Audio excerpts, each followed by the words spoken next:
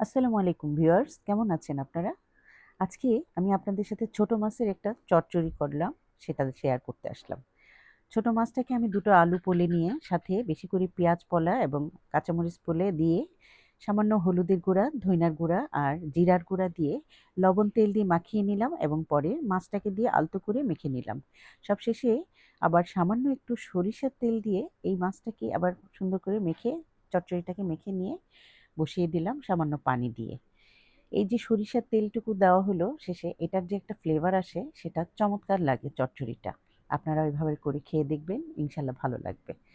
এই চচ্চড়িটা শেষের দিকে একটু নেড়েচেড়ে, আলতো হাতে নেড়েচেড়ে শেষে ধইনা পাতা দিয়ে সুন্দর করে শুকনো শুকনো করে নামিয়ে নেবেন। চমৎকার লাগবে খেতে। যাই হোক, আপনারা এইভাবে করে খাবেন আর আমার জন্য দোয়া করবেন। বাকি রোজাগুলো যেন সুস্থভাবে করতে পারি।